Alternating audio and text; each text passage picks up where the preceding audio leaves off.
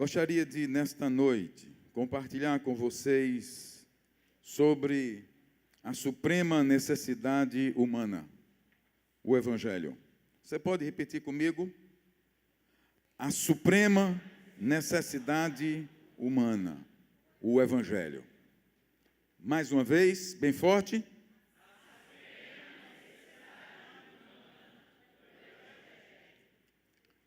Temos ouvido muitas coisas nesses dias.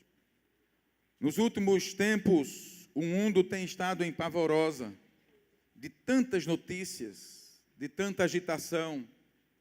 Mas, na verdade, o que o homem precisa, urgentemente, é de conhecer o Evangelho do Senhor Jesus Cristo.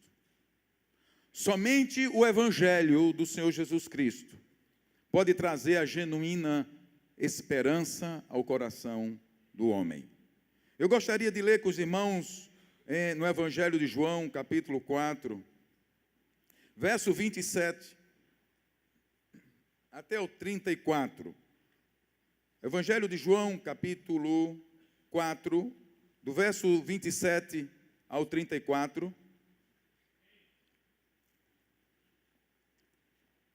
Nós temos aqui uma história, quando Jesus vem da Galileia para Jerusalém, e ele então tem que passar por Samaria, e essa distância era uma distância como daqui ao Recife, Samaria como lá em Goiânia. E Jesus então está cansado da viagem, e ele não entra na cidade, porque à beira do caminho tem um poço, o poço de Jacó. Ele senta, era meio-dia, ele estava com sede, estava cansado, e ali aparece uma mulher, uma desvalida, uma mulher sem valor, uma mulher desesperançada, da cidade de Samaria, que veio pegar água ao meio-dia. Nesse encontro, então, Jesus aproveita, puxa um diálogo e vai evangelizar aquela mulher.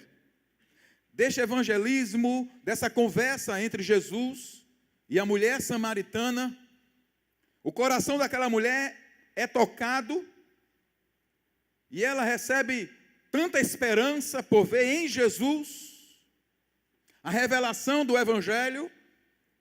Ela recebe um toque de esperança porque Jesus vai lá no fundo das suas necessidades humanas. Ela deixa o cântaro e ela corre de volta para dentro da cidade de Samaria e vai proclamar a todos os seus vizinhos e toda a cidade, diz o texto: encontrei alguém que disse tudo sobre a minha vida, porventura não é ele o Cristo? Ou o Messias esperado? Porque na verdade todo aquele povo estava esperando uma palavra de salvação. Na verdade, naquele tempo, há 2000 anos atrás, aquele povo de 2000 anos atrás estavam sem esperança.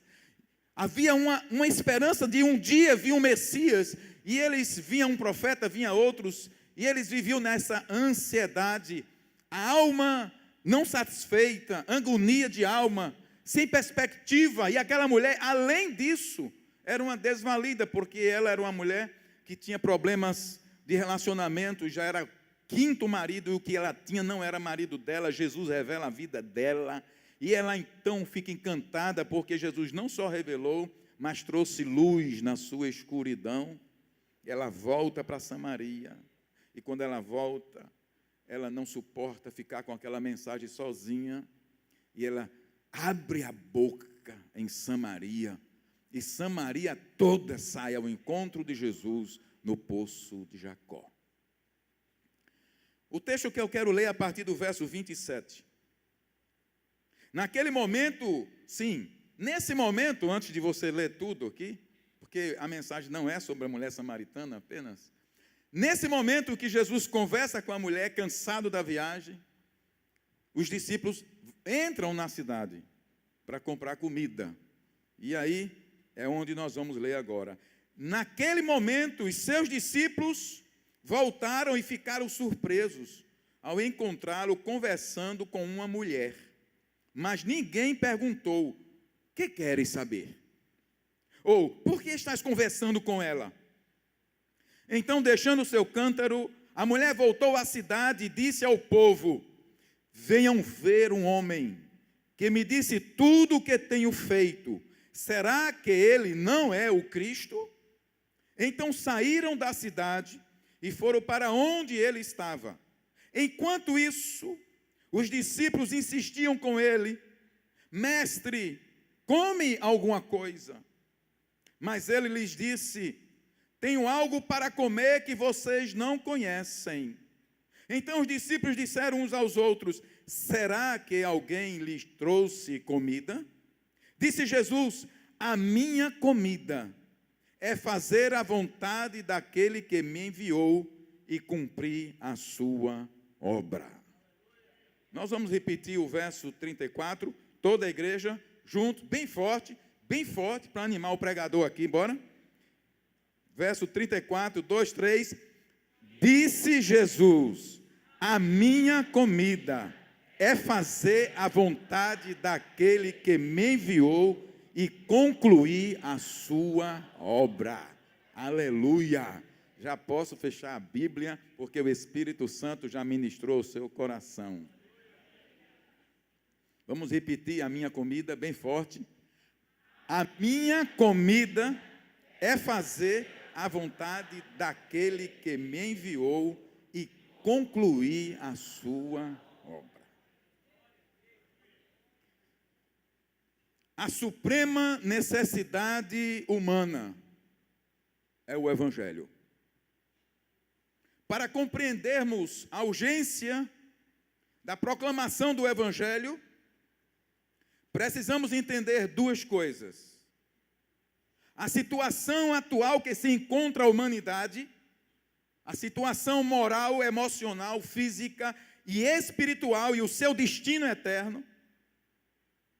E também precisamos conhecer o que é o Evangelho e qual é a mensagem do Evangelho.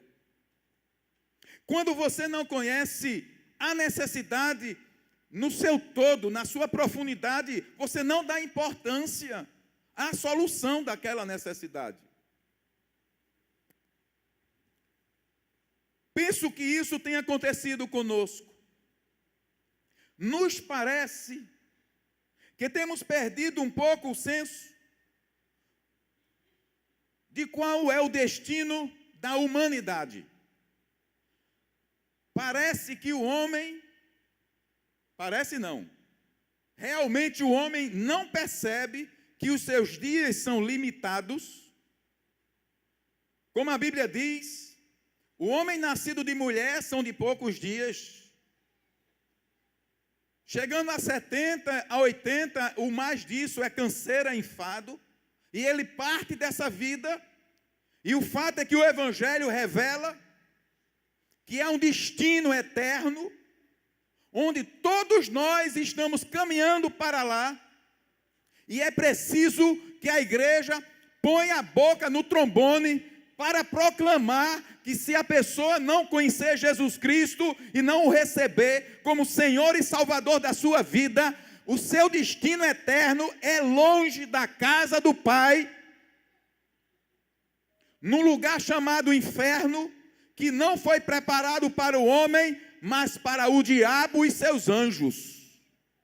Mas o fato é que a igreja tem uma mensagem que tem que proclamar no cima dos montes, em cima dos edifícios, porque esta é a maior e urgente necessidade da humanidade, reconhecer que só Jesus Cristo salva.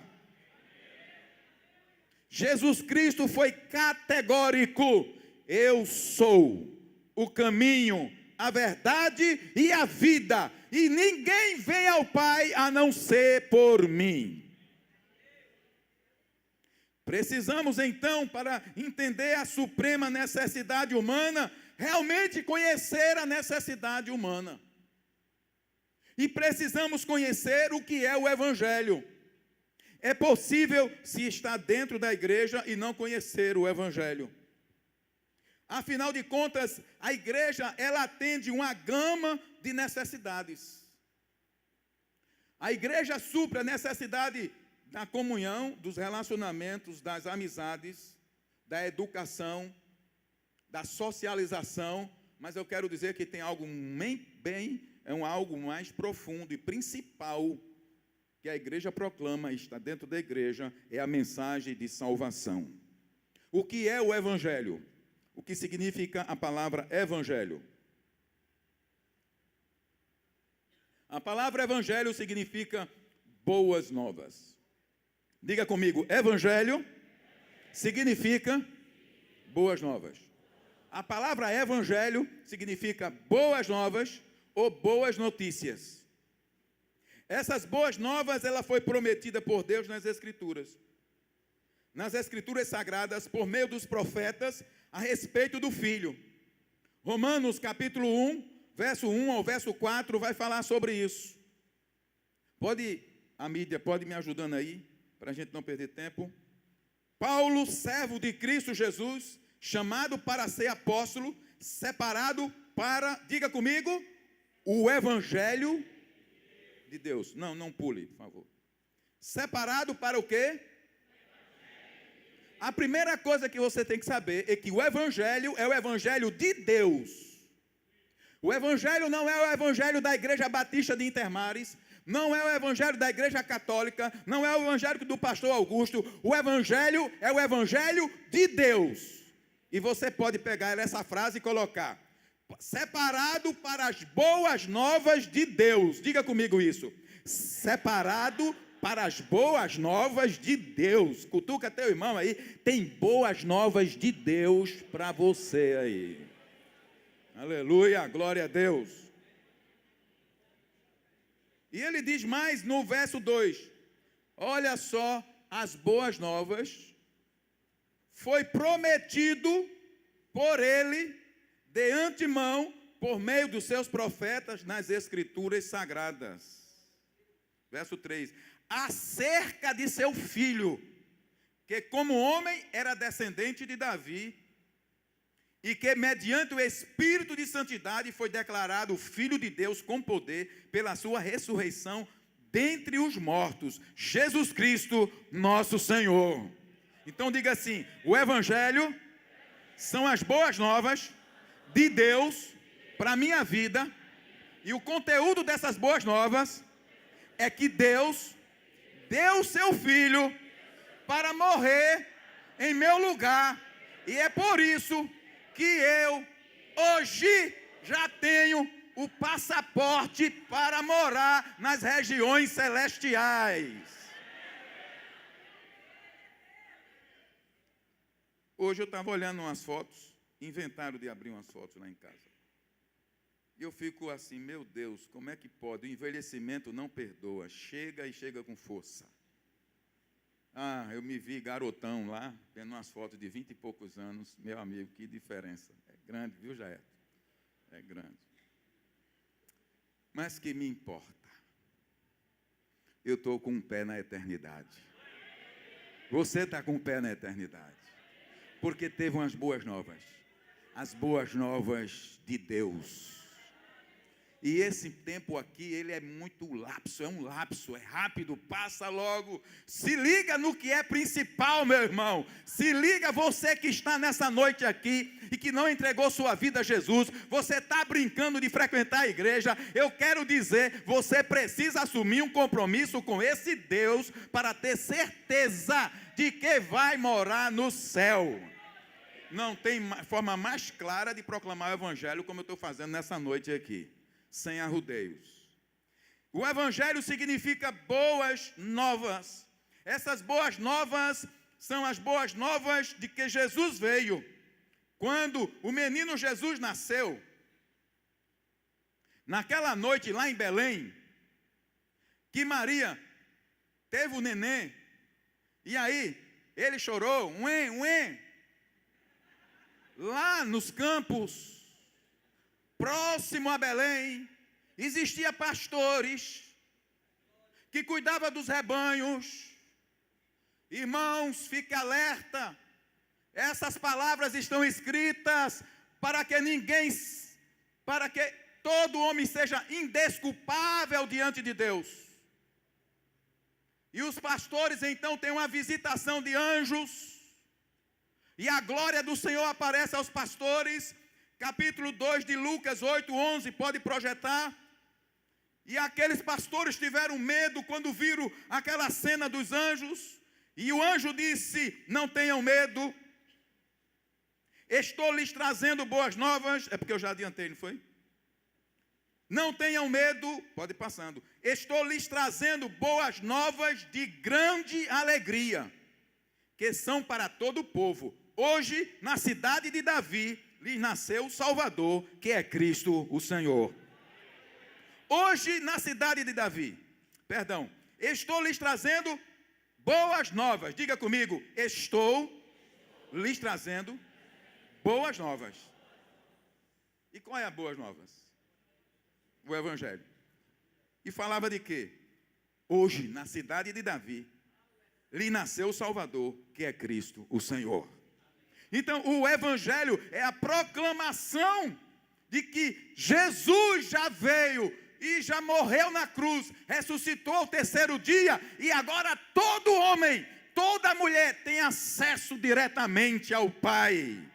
Por isso, seja qual for a sua condição, seja qual for a sua situação de pecado, seja qual for a sua história, por mais miserável que seja, por mais troncha que seja a sua história, Paulo vai dizer isso no capítulo 1 de Romanos, verso 16. Paulo vai dizer: não me envergonho do Evangelho, porque é o poder de Deus para a salvação de todo aquele que crê, primeiro do judeu, depois do grego, porque no Evangelho é revelada a justiça de Deus, uma justiça que do princípio ao fim é pela fé, como está escrito: o justo viverá pela fé.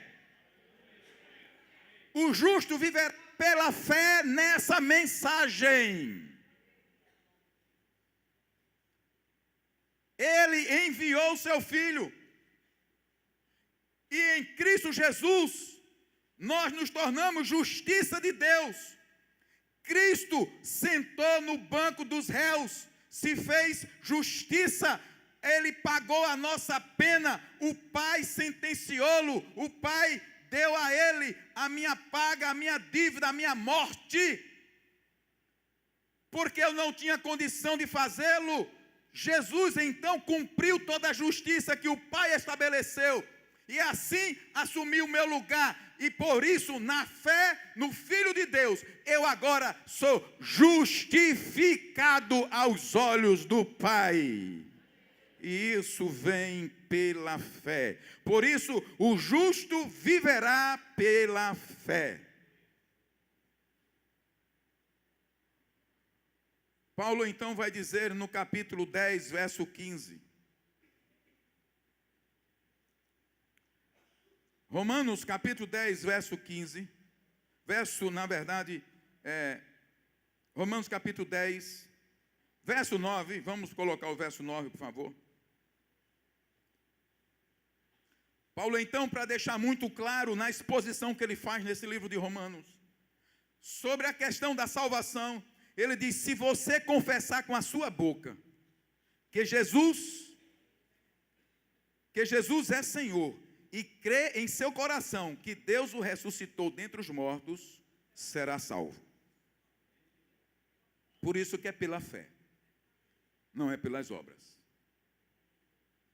Pois com o coração se crê para a justiça, e com a boca se confessa para a salvação. Como diz a Escritura, todo que nele confia jamais será envergonhado. Amém? E não há diferença entre judeus e gentios, pois o mesmo Senhor é Senhor de todos e abençoa ricamente todos os que o invocam. Porque todo aquele que invocar o nome do Senhor será salvo.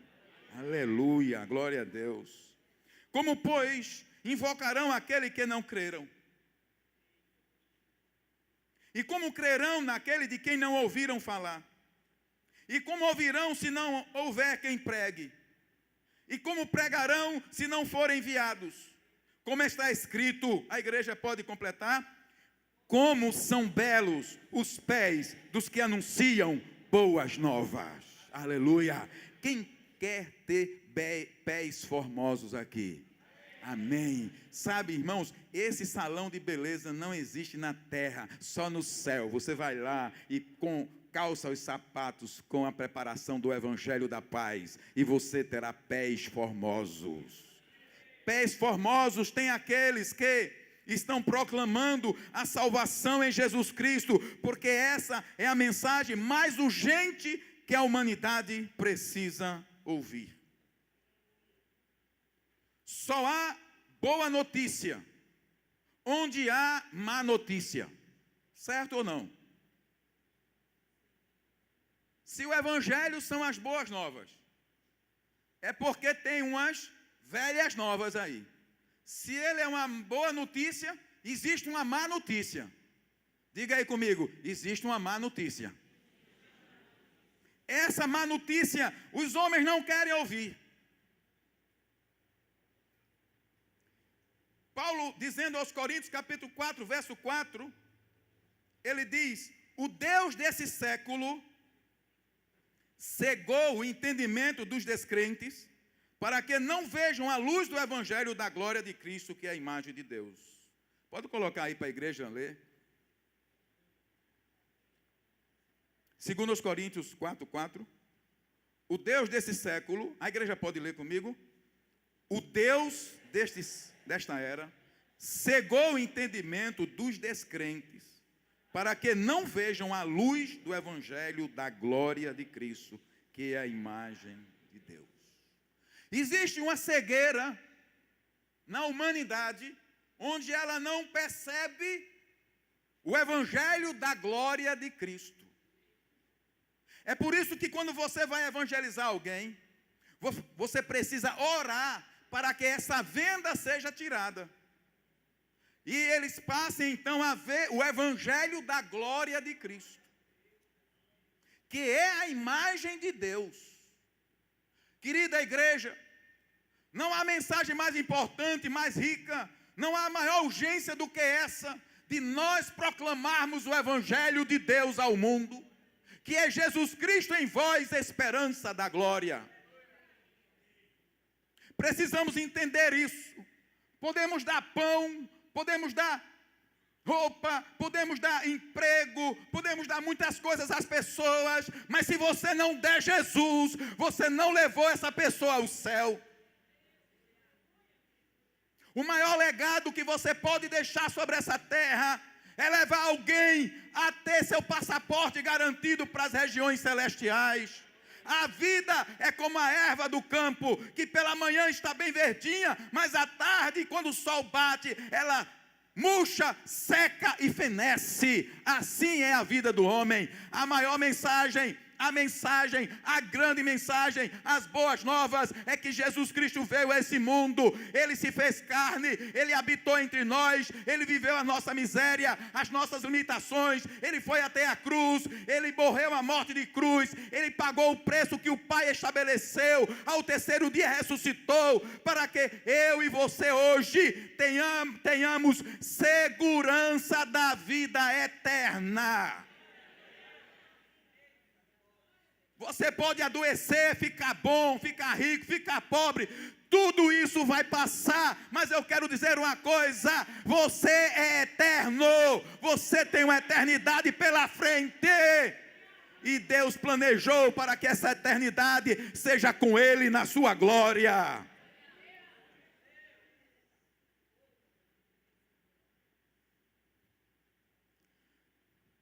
Paulo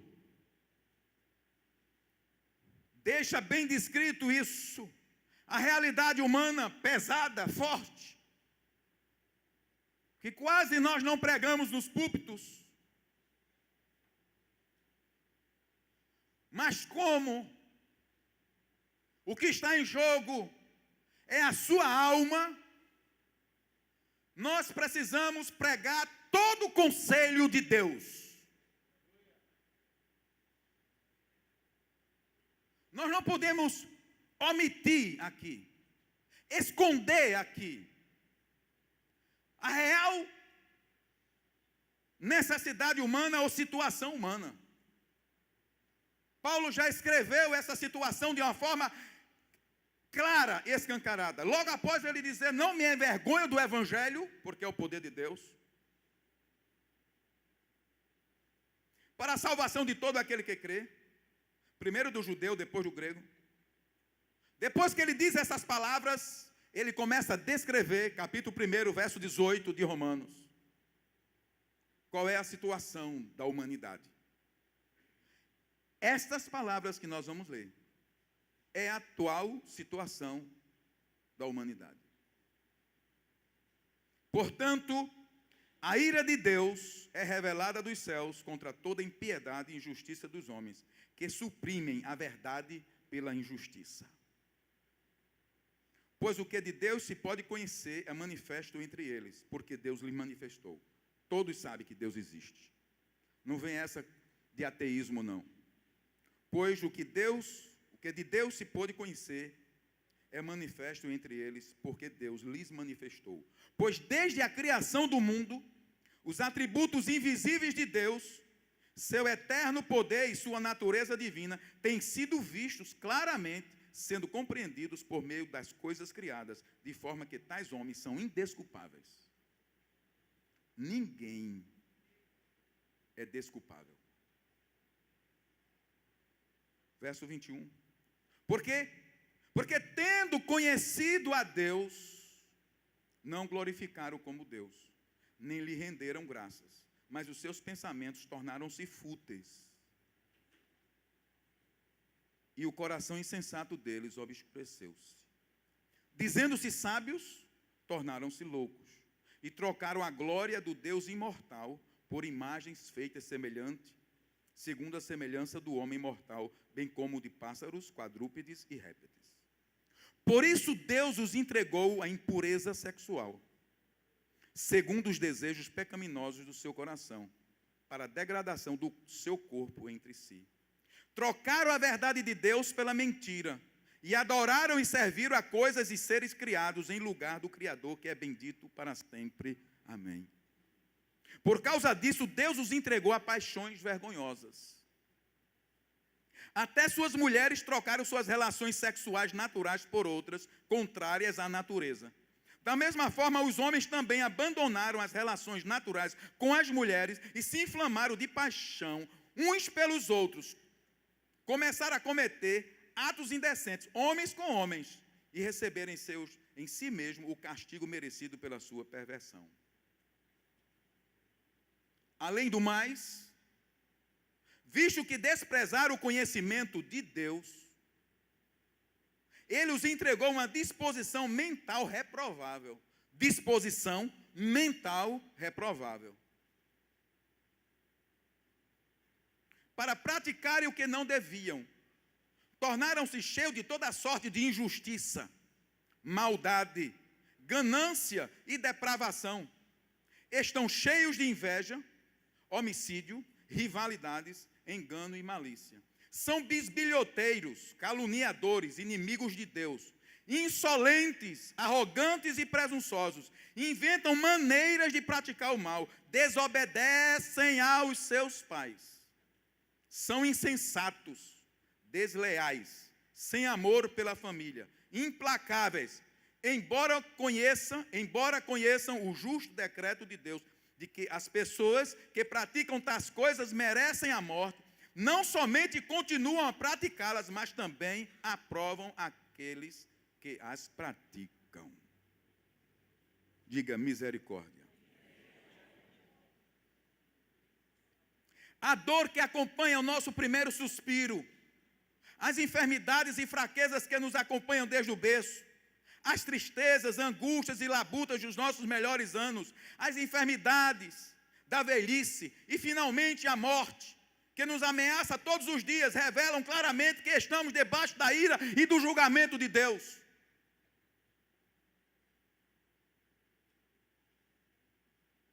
Eu esperava esse silêncio, porque ele é um momento de reflexão. A iniquidade, que é a raiz do pecado, tem trazido dor insuportável à humanidade. Destruição da família, desconstrução da identidade sexual, perversão da moralidade, confusão no senso comum entre o que é certo e o que é errado. As pessoas estão confusas entre o que é certo e o que é errado. Nos negócios, nos relacionamentos, dentro de casa, na família, etc., com relação às coisas de Deus. O que é certo, o que é errado? As pessoas estão confusas. Violência em todas as suas formas, seja doméstica, nas ruas, seja em forma de injustiça social. Tudo isso tem sua resposta nas palavras de Paulo, no capítulo 1, verso 21, que nós lemos aqui. Porque tendo conhecido a Deus, não glorificaram como Deus, nem lhe renderam graças, mas os seus pensamentos tornaram-se fúteis, e o coração insensato deles obscureceu-se. Ficaram anuviados, ficaram sem norte. Deixa eu dizer uma coisa para você: quanto mais distante de Deus, mais para a escuridão você se aproxima. É por isso que numa mensagem de 15 dias ou um mês e pouco atrás, eu disse: venha para a luz, venha para a luz, deixe que a luz do Evangelho vá brilhando no seu coração, para expulsar todas as trevas da sua alma, e você se encontre com norte nessa vida. Deixe a palavra lhe confrontar. Tendo conhecido Deus, não glorificaram como Deus. Tão comum é a iniquidade na terra, que Paulo chama de o curso desse mundo. A iniquidade é como um rio perene que está correndo sobre a terra. Paulo diz, é o curso, como a gente diz, o curso do rio. A iniquidade é o curso desse mundo, diz Paulo lá em Efésios 2:2. E João declara em 1 João 5,19, o mundo inteiro jaz no maligno.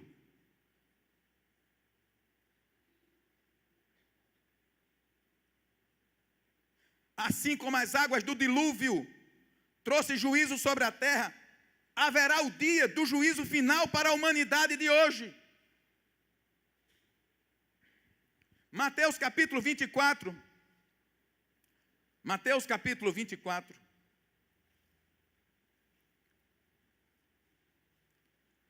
37. Está aqui já. Como foi nos dias de Noé, é do 37 ao 39. Como foi nos dias de Noé, assim também será na vinda do Filho do Homem. Pois nos dias anteriores ao dilúvio, o povo vivia comendo, bebendo, casando-se, dando-se em casamento, até o dia em que Noé entrou na arca.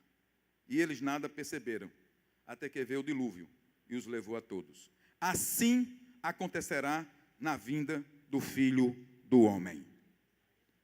Mateus capítulo 25, 31, 34, diz assim: quando o Filho do Homem vier em sua glória, com todos os anjos, ele se assentará em seu trono na glória celestial. Todas as nações serão reunidas diante dele, e ele separará umas das outras, como o pastor separa as ovelhas dos bodes. E colocará as ovelhas à sua direita, e os bodes à sua esquerda. Então o rei dirá aos que estiverem à sua direita: venham benditos de meu Pai, e recebam como herança o reino que foi preparado para vocês desde a criação do mundo. Deixa esse texto aí. Então o rei dirá aos que estiverem à sua direita: venham benditos de meu Pai. Pode deixar o texto aí.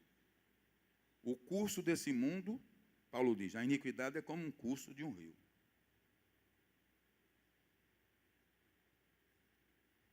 Mas em meio a isso, tem uns benditos do Pai. Quem é bendito do Pai aqui? Venham benditos de meu Pai. Recebam como herança o reino que foi preparado para você. Essa é a mensagem do Evangelho completa. E eu pergunto a você, tem algum outro assunto sobre a face da terra mais importante do que este? Segura o texto aí. Por isso Jesus disse: de que adianta o homem ganhar o mundo inteiro, perder a sua alma. O que nós temos visto no Brasil recentemente, pessoas bem próximas a nós, ganharam o mundo inteiro, perderam tudo que têm e precisam de Jesus para não perder a alma, que é o mais sério. E aí tem aqui: venham benditos de meu Pai e recebam como herança o reino que foi preparado para vocês, desde a criação do mundo. É por isso que eu digo a você, não importa se você está envelhecendo, o certo é que tem um reino preparado para você, e você não fez nada, você só recebe pela fé, porque Jesus conquistou para mim e para você esse reino. Essa é a grande e boa notícia de Deus para a humanidade. Há um reino eterno que não tem fim, e lá não haverá mais morte, não haverá mais choro, nem tribulação, não angústia, não medo, não insegurança. Aleluia, aleluia, glória a Deus. E o verso 41 desse mesmo capítulo diz assim, o verso 41. Então ele dirá aos que estiverem à sua esquerda: malditos, apartem-se de mim para o fogo eterno, preparado para o diabo e os seus anjos. O inferno não foi feito para o homem, para o diabo e os seus anjos. Vai para o inferno os que se deixam enganar pelo diabo.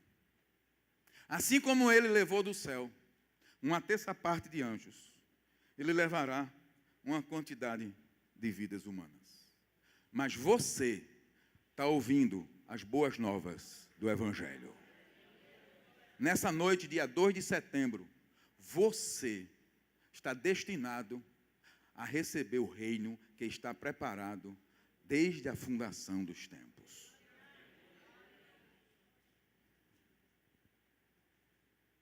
O fim de uma vida sem Cristo é cheia de temor e desespero. Sua morte, via de regra, é um momento de grande pavor. Mas para o homem que tem o Senhor, ele tem uma coisa certa. Ele sabe que a morte é só uma passagem para ele receber a herança que lhe foi prometida. Conversava com a irmã Lúcia ontem sobre isso, sobre a partida de uma mulher de Deus, que quando eu a vi na pedra, o Espírito me visitou e eu vi, Deus, ela venceu, está nas regiões celestiais, está com Abraão. Você quer saber se Jesus falou sobre isso? Eu estou olhando para o relógio e estou vendo o tempo. Mas sabe que Lucas fala sobre isso no capítulo 16? Eu nem ia ler, mas eu sei que muita gente não conhece essa passagem. Existem 2 lugares, e que nós já garantimos o nosso lugar aqui, agora. Não é quando a gente vai partir. Lucas capítulo 16, verso 19, vai falar de um homem rico e de um homem bem pobre. Não é questão de riqueza aqui, é uma parábola. Jesus vai ilustrar. O fato é que um morre e o outro morre. E os dois se encontram. Um vai para o seio de Abraão. Então existe um lugar, opa, beleza. Lá no Hades, verso 23. Chegou o dia em que o mendigo morreu e o anjo o levaram para junto de Abraão, verso 22. O rico também morreu e foi sepultado. No Hades, no lugar dos mortos, onde estava sendo atormentado, ele olhou para cima e viu Abraão de longe, com Lázaro ao seu lado. Então chamou: Pai Abraão, tem misericórdia de mim, manda que Lázaro molhe a ponta do dedo na água e refresque a minha língua, porque eu estou sofrendo muito neste fogo. Mas Abraão respondeu: Filho, lembre-se de que durante a sua vida você recebeu coisas boas. E eu vou parafrasear: você ouviu as boas novas, enquanto que Lázaro recebeu coisas más. Agora, porém, ele está sendo consolado aqui, você está em sofrimento. E além disso, entre vocês e nós há um grande abismo. De forma que os que desejam passar do nosso lado para o seu e do seu para o nosso não conseguem passar. Jesus não estava brincando. Jesus estava dizendo, existe uma realidade depois da morte, e você precisa se preocupar com essa realidade após a morte. Nessa noite, mesmo que você frequente igreja, você tem que começar a pensar, eu realmente já tive um encontro com Jesus? Porque quem tem um encontro com Jesus, tem o selo da promessa.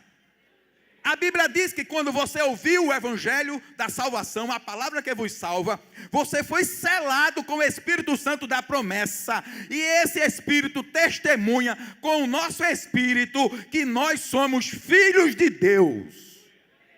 Não pode haver dúvidas, não pode haver dúvidas. Você tem o selo da promessa. Se você tem, você está garantido nessa questão. Qual é o tema mesmo da mensagem hoje?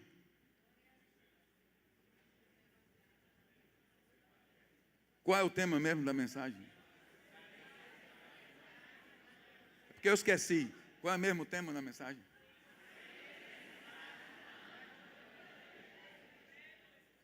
Diga, não é brincadeira não. Não é brincadeira. Aleluia, glória a Deus. Então Jesus chega cansado lá no poço. E Jesus tinha uma necessidade. João capítulo 4 diz assim, verso 4, o Evangelho de João 4:4. Era necessário passar por Samaria. Eu vou voltar agora para lá no início. Assim chegou uma cidade de Samaria, chamada Sicar, perto das terras que Jacó dera a seu filho José.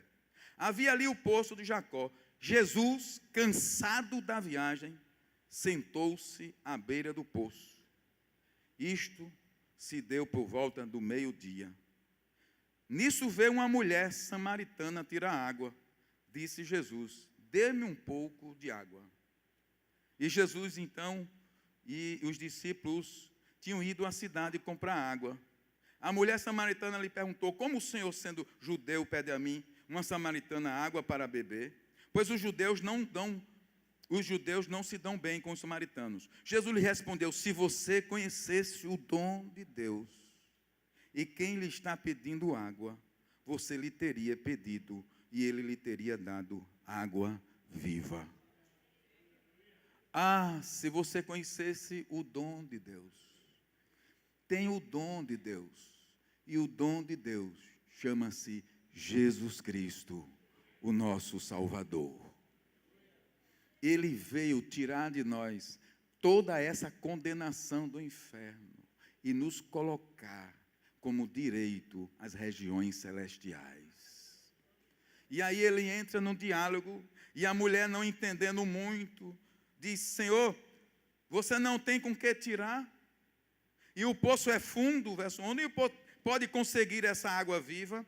Acaso o Senhor é maior do que o nosso pai Jacó, que nos deu o poço, do qual ele mesmo bebeu, bem como seus filhos e seu gado? Jesus respondeu, quem beber dessa água terá sede outra vez, mas quem beber da água que eu lhe der, nunca mais terá sede. Ao contrário, a água que eu lhe der, se tornará nele uma fonte de água a jorrar para a vida eterna. Aleluia. Quem tem Jesus já está jorrando agora. E esse rio não termina. E lá em Apocalipse diz que naquele grande dia nós vamos descobrir que tem um rio que sai do trono de Deus. E aonde esse rio passa, a cura vai distribuindo entre as nações. É aquele filete de rio, esse rio é um filete daquele grande rio. Quem tem Jesus, mulher, se você soubesse quem está pedindo água, você lhe pediria e ele te daria água viva. E eu quero dizer, quem beber dessa água que eu lhe der, nunca mais terá sede. Eis a maior notícia. que a humanidade precisa ouvir: Jesus descedenta a nossa sede. E aí Jesus aprofunda aquela conversa que eu não posso me deter. Jesus, aquela mulher fica tão encantado, e Jesus diz: olha, você quer dessa água? Ela disse: então me dê dessa água. Vai chamar seu marido. Eu não tenho marido. E Jesus diz: você tem sim, que o que tem não é seu. Debulha a vida daquela mulher. Aquela mulher disse: eu vejo que és profeta. E Jesus então já tocou aquele coração. Ela sai correndo para Samaria. Ela fica tão alegre. Ela não tinha esperança. Ela está como a humanidade ao nosso redor. Ela está como os nossos vizinhos ao nosso redor, como o nosso bairro, como o Cabedelo, como o Brasil, o mundo, sem esperança e sem norte. Mas diante de uma luz, ela vê que a sua cidade precisa conhecer Jesus. Ela não quer ficar com aquilo sozinha. E ela corre para Samaria e ela diz: venham ver um homem que disse tudo a meu respeito. Por acaso não é ele o Cristo? E aquela multidão saiu de Samaria. E é nesse momento que os discípulos se aproximam de Jesus, chegam com a comida e diz: mestre, come. E ele vai dizer: como comer? Como comer? Eu sempre digo isso, eu criei isso. Jesus está olhando para dentro de Samaria, não havia calçamento, aquela multidão estava vindo ao encontro de Jesus, a poeira naquele deserto de Samaria, da região da Judéia. Jesus olhando, vendo o que os discípulos não estavam vendo, e é isso que o Espírito está falando nessa noite. Precisamos ver o que o Espírito está vendo. Precisamos ver o que o Pai está vendo. Precisamos ver o sofrimento das pessoas que estão ao nosso redor, sem esperança, sem paz e sem Deus no mundo. Jesus olha para aquela multidão sedenta, sem esperança, vindo ao encontro dele, e os discípulos com a mente míope, pequena, oferecendo comida ao mestre. Come, mestre, come, come. Será que alguém trouxe comida para ele? E Jesus disse: eu tenho uma comida que vocês não conhecem, é fazer a vontade daquele que me enviou e concluir a sua obra. Nós estamos precisando de jejuar, irmãos, jejuar dos nossos apetites. Nós precisamos jejuar um pouco mais das nossas carências, dos nossos desejos, dos nossos pedidos a Deus. Queremos isso, Deus. Queremos isso, Deus. Precisamos disso, Deus. E nós não olhamos para as pessoas que estão ao nosso redor, caminhando em passos largos para o inferno. Jesus não tinha fome diante de uma necessidade maior e suprema. Provérbios 24, 11. Pode projetar, por favor. Diz assim: liberte os que estão sendo levados para a morte, socorra, salve os que caminham trêmulos para a matança. Há uma necessidade urgente, e ele diz: mestre, come. E ele diz: como eu posso comer? Diante dessa realidade que eu vejo. E Jesus então continua dizendo: a minha comida é fazer a vontade daquele que me enviou e concluir a sua obra. Deus está interessado nas suas necessidades pessoais. Às vezes, eu tenho algumas necessidades. Eu estou falando eu como pastor, já nesse tempo de ministério. E algumas necessidades batem dentro de mim. Podem ser necessidades emocionais, físicas, saúde. Pode ser financeira, familiar, lutas diversas. E a gente se pega tão envolvido nas nossas necessidades, nos nossos sofrimentos, que todo o resto do mundo não importa mais. A gente se concentra naquilo. Mas nessa noite, Deus está dizendo para você: busque em primeiro lugar o reino de Deus e a sua justiça, e todas essas suas outras necessidades serão atendidas. Mas nós precisamos levantar os nossos olhos e ver os campos que estão brancos para a ceifa. Jesus então continua: vocês não dizem, verso 35, daqui a 4 meses haverá a colheita? Jesus agora traz a atenção dos discípulos para a realidade do seu momento. Não se sabe se estava no tempo da colheita ou se era um ditado que tinha lá naquele tempo. Vocês não dizem daqui a 4 meses haverá a colheita? Eu digo a vocês, abram os olhos e vejam os campos, eles estão maduros para a colheita.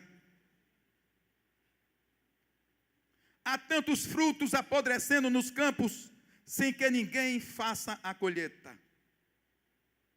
A igreja precisa aprender a jejuar um pouco mais. E eu não estou falando jejum de passar fome. Jejuar dos seus apetites. Até porque ela está enfastiada. Queremos coisas novas, queremos novidade, queremos um culto diferente, queremos mais um preletor diferente, queremos mais uma coisa diferente, uma conferência diferente, alguma coisa. Enquanto as pessoas não têm oportunidade de ter daquilo que a gente tem em tantas opções. Vivemos procurando pratos diferentes para satisfazer apetites e egoístas diferentes. Mas Jesus disse: a minha comida é fazer a vontade daquele que me enviou. Jesus tinha uma vida dirigida por propósito. Jesus estava ensinando aos discípulos que a vida cristã tem suas prioridades. E a prioridade do crente é fazer a vontade daquele que o salvou. Quando você crê nessa mensagem, Deus estabelece um propósito para a sua vida. Porque Deus deseja que todos os homens sejam salvos e cheguem ao pleno conhecimento da verdade. Há um fim desejável para a vida de cada um de nós. O Pai deseja que todos os homens, de todas as tribos, línguas, povos e raças, sejam salvos. Esse é o projeto de Deus. O que Deus está dizendo para você que ainda não entregou a sua vida a Jesus nessa noite, e não tem certeza de salvação, é que o inferno não foi feito para você, mas para o diabo e seus anjos. E você só precisa crer na misericórdia e na graça dele. Porque Deus amou o mundo de tal maneira que deu seu Filho unigênito, para que todo aquele que nele crê não pereça, mas tenha a vida eterna. O fim de uma vida, ou o fim dos tempos, pode ser, o louvor pode se aproximar. O fim de uma vida ou o fim dos tempos pode ser para você um tempo de regozijo. Eu declaro que o fim dos tempos para você será um tempo de regozijo. Porque você é a recompensa dele. Quando ele sobe à cruz, ele está pensando em você. Quando Jesus entregou sua vida naquela cruz, ele estava pensando em você. Em você, hoje, em 2018. Sabe qual é o seu futuro? Eu quero profetizar e declarar sobre a sua vida. O seu futuro está em Apocalipse capítulo 7. Eu vou pedir para a igreja ficar de pé nesse momento.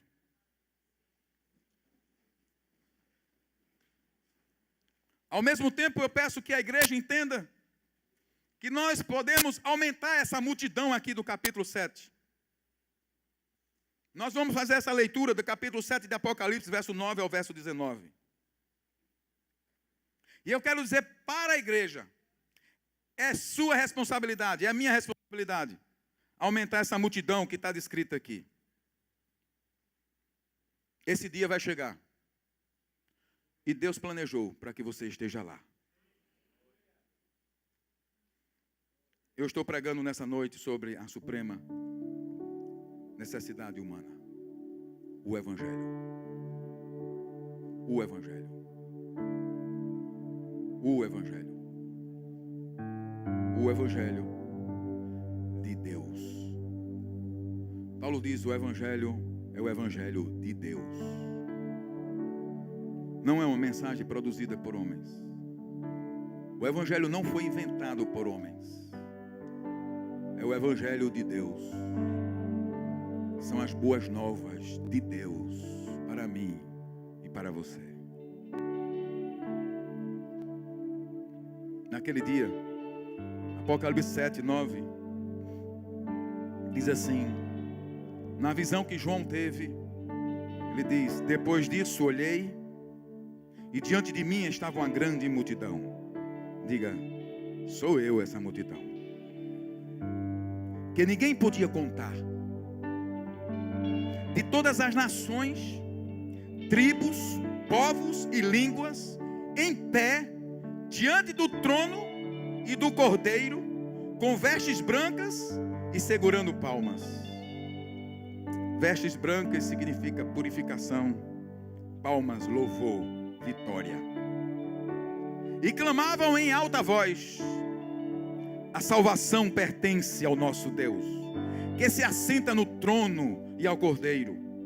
Todos os anjos estavam em pé ao redor do trono, dos anciãos e dos 4 seres viventes.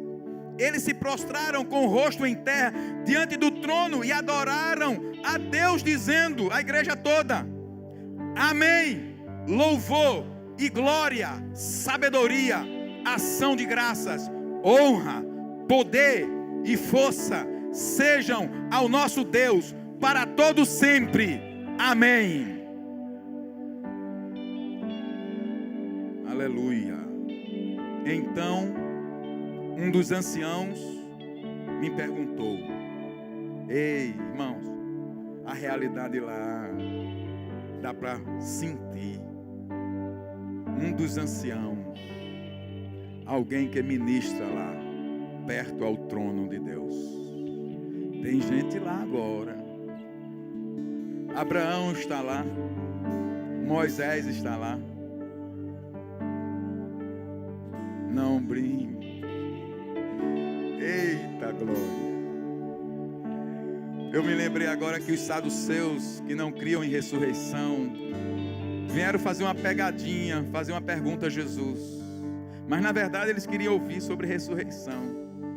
Aí Jesus disse: mas quanto à ressurreição dos mortos, eu vos digo, Deus não é Deus de mortos, mas de vivos. E ele conclui: por isso ele diz, eu sou o Deus de Abraão, de Moisés, de Abraão, de Isaac e de Jacó. É Jesus quem diz isso. Ei, não se engane, eu não sou Deus de mortos. Isso me faz crer que quem parte daqui, eita glória. Tem gente que fica viajando por aí. Eu quero dizer que Jesus disse: ei, saduceu, o meu Pai não é Deus de mortos, mas de vivos. Por isso que Ele é o Deus de Abraão, de Isaac e de Jacó. Dá para sentir aí? Eu estou sentindo aqui. Oh Deus, onde é que eu estava aqui?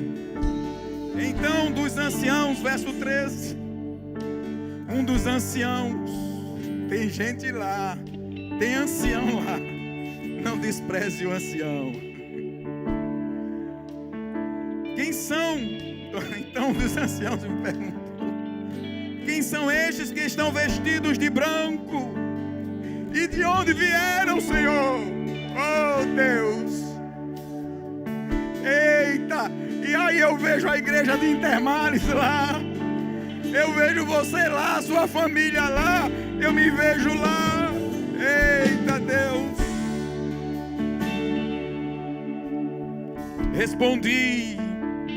Respondi, Senhor, Tu sabes.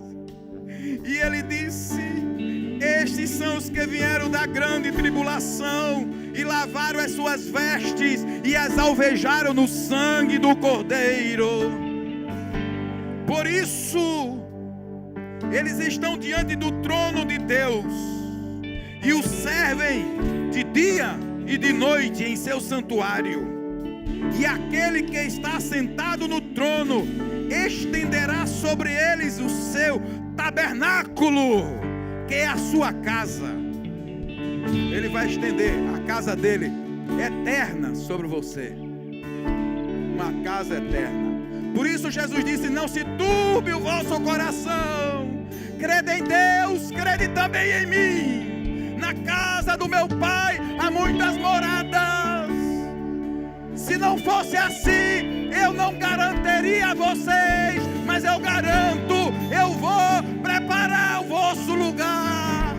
E quando eu voltar, eu vos levarei para mim mesmo, para que onde eu estiver, estejais vós também. Coladinhos, coladinhos, coladinhos.